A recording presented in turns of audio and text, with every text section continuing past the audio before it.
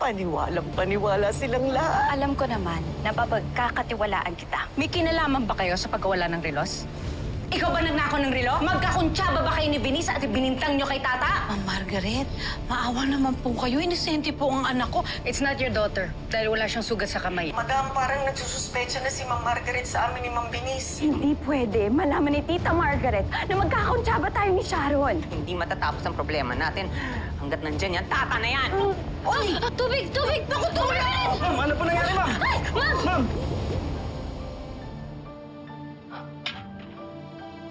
Oh my God, oh my God, oh my God. Oh my God. Mom! Mom!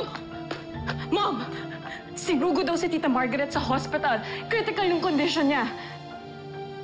It's food poisoning, Mom. What did you do?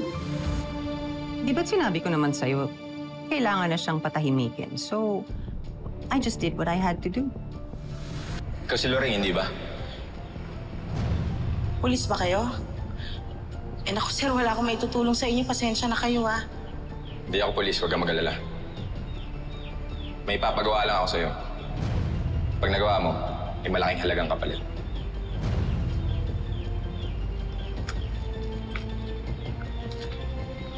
Hindi ako basta-basta nagtitiwala sa ibang tao. Alam mo, hindi naman mahalaga kung sino ako eh. Ang importante, magawa mo yung pinapagawa ko. At alam ko rin kung sinong mortal mong kaaway dito. Sinay Guapa. Di ba?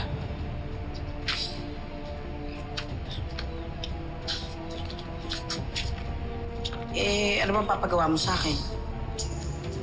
Ilagay mo ito mamaya sa luto niya. Sir, lason to? Teka sir, delikado tayo dyan. Naku, hindi ako kriminal ha. Huwag mong makabalo ah. Ikaw rin. Minsan lang may mag-alok sa'yo ng ganitong kalaking halaga. 150,000 to. Sige sir. Ganun. Gagawin ko rin. Dali ka naman pala kausap eh. Galingan mo ah.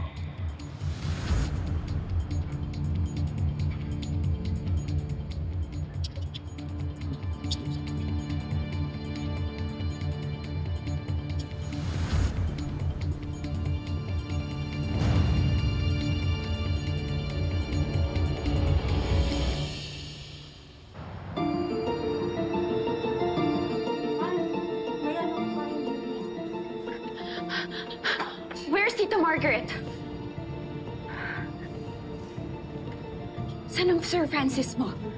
Sa business meeting ko sa Tagaytay nang galing eh. Sa Siargao po, papunta pa lang din. Hindi ko nga po alam ang nangyari kay ma'am. Basta kumain lang po siya ng batchoy, tas yung nangyari na po yan. What happened to her? Ma'am, sa ngayon po ang alam po namin na food poisoning po siya. We're flushing all the toxins from her body. Where's her doctor? Dr. Suarez is on her way now. Eh, sino kayo? Magagaling ba kayo? Baka baguhan lang kayo, ah. Bring me the hospital director now! Excuse me, ma'am. Nasaan nanay ko? Francis, Mama. What happened? may kinainom daw si Tita Margaret, tapos bigla na lang siya nawala ng malay. Anong huling kinain niya? Batchoy po. Doon sa tindahan nila Tata. Ha? Paano nangyari yun? Kailangan patahimikin natin sila. Mama. Tinalason mo si Tita Margaret? I have no choice! Pakukulong ka niya ngayon. Alam na niya yung totoo sa ginawa mo kay Tata. Ano? Gusto mo yon? Ha?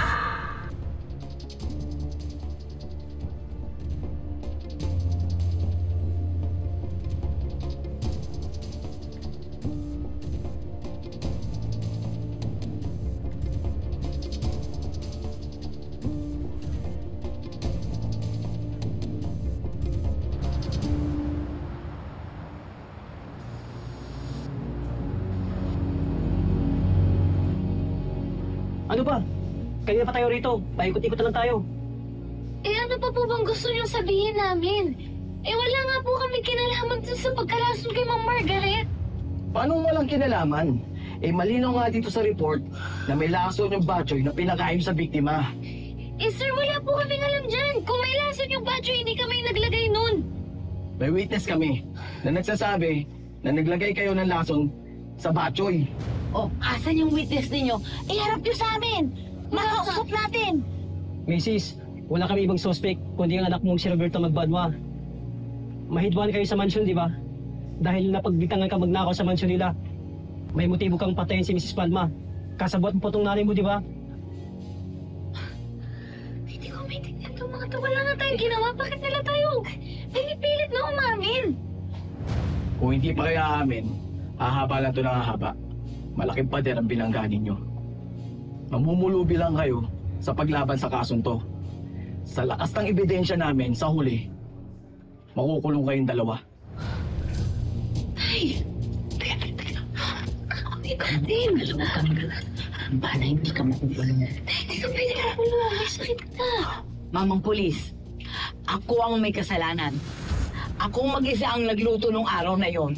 Nay, yung witness niyo na nagdidiin kay Tata, sinungaling yon. Ang daming nakakita sa palengke. Maski si Mrs. Margaret, Nay, alam mo ho niya na mag-isa lang ho ako sa kusina nung araw na yon. At saka, itong si Tata ko, dumaan lang ho ito sa pwesto namin pagkatapos niya maghanap ng trabaho. Ano ba pinagsasabi mo? Wala siyang kasalanan! Ano ang sinasabi mo? Nagkarang maingay, anak! Wala siyang ginagawa. Sinasabi nilang yan. Pero wala kaming alam. Ako may kasalanan. Akong ikulong ninyo. Nay, ano ba sinasabi mo? Paraan para hindi ka makulong. Subong pa akong puputik. Kuya! Hey! Ano ba inaamin nyo? Diretso na sa senta yan. Inamin na. Oh, sige, huwag yun na ako alalahanin. Uwi na kayo kay Maymay. Walang kasama yung kapatid mo sa bahay. Kuya, mga po kayo. Bisa yung sakit yung nanay ko. Ano po ginawa ko? Nay! Nay! Ano na yan, magbutan? Ano nangyari? Ano gagawin natin, kuya? Hindi pwede ka kung sabi ko si Sir Francis, sasabihin ko na yun kung nalikaso nila.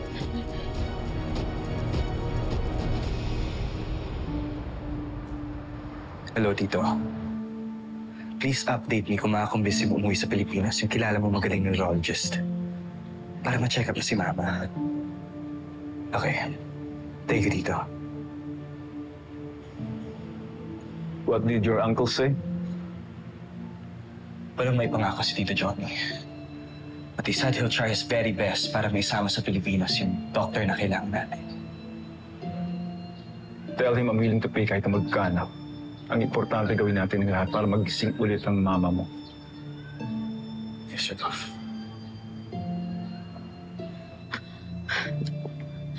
Love, have you heard? Naabsuelto si Tata sa kaso. Inako ni Guapa ang krimen ng mag-ina. Sa balay ko. So inamin na nung nanay ni Tata na siya ang may kasalanan ginawa niya kay Mama? Well, technically, yes. Pero dapat nadamay si Tata sa kaso. This is all my fault. I should have never brought Tata into our lives. I cannot believe na magagawa ng pamilya ni Tata to sa atin. Mahirap paniwalaan. Napakabait na bata ni Tata. I don't even know what to believe anymore, Sir Goff. Basta klaro lang, comatose si Mama. And she has a slim chance of even waking up. I'm sorry, Sir Gob. Pero kung magiging mabait kayo kay Tata, magsisisi kayo. She is just deceiving you. Mas nakakatakot yung mga taong mabait lang sa una, pero sa uli, ahas pala.